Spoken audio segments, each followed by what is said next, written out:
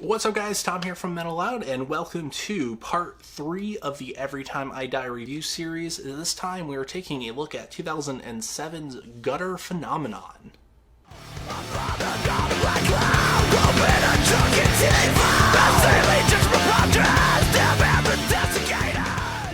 So even though this album came out 2 years after Hot Damn, it feels like it's 10 years ahead of its time.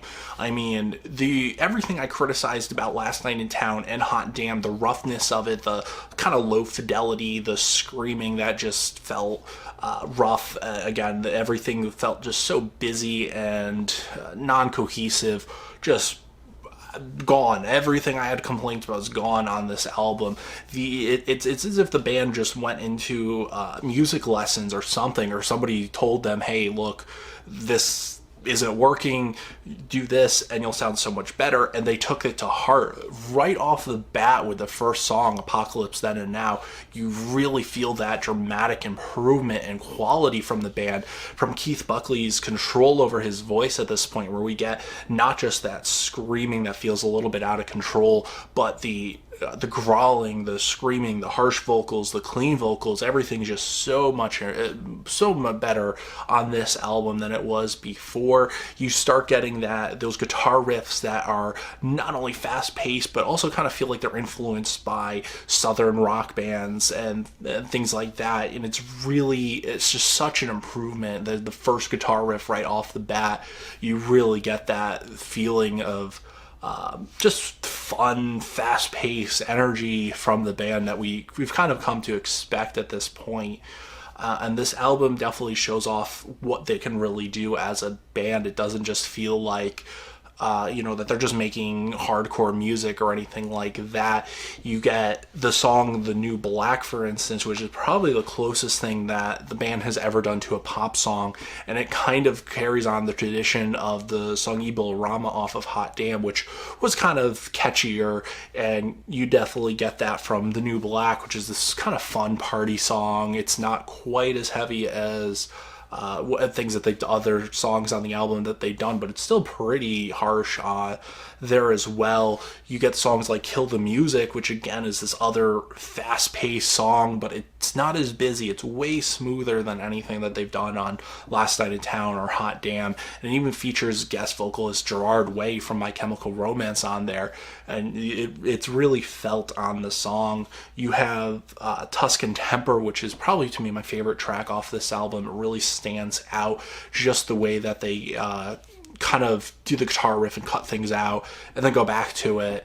It's really definitely a energetic song. There's just so much life to it, and that's where we get from this album.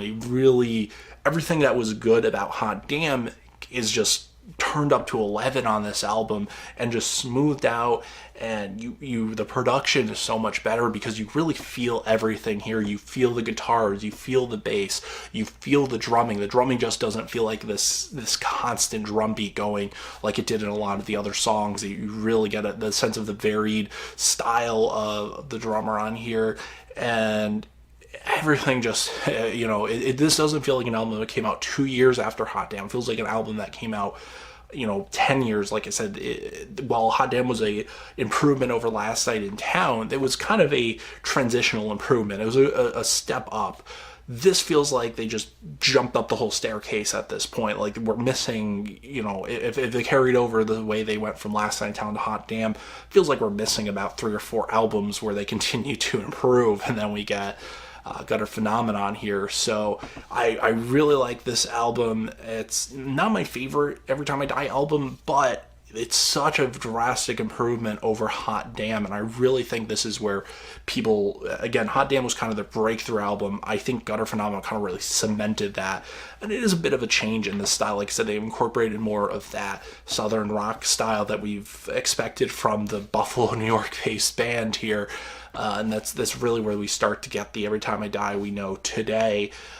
Personally, this is actually the first time that I really sat down and listened to the band. I had heard Hot Damn when it came out. It was shown to me by a friend. I listened to the entire album, and I wasn't really thrilled about it. I liked the Bolorama. I liked a few other songs on there, but it wasn't like dying to go out and get the album. But then I heard The New Black, actually was the first song I heard off of this album on someone's MySpace profile, and that really got me listening to them and this album and everything else from the band. So I think this is more of an accessible album. I mean, if I was to say, if you want to start listening to Every Time I Die, this would be a place to start, because it's got a little bit of something for everyone. It's not as harsh as their previous albums, a little bit smoother, but also their other albums get a little bit heavier. So this is a good place to kind of introduce somebody to the band and basically what they're all about.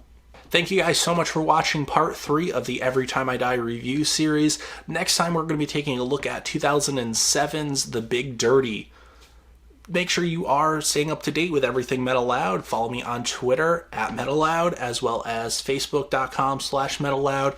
And always don't forget to visit the website www.media-dissection.com.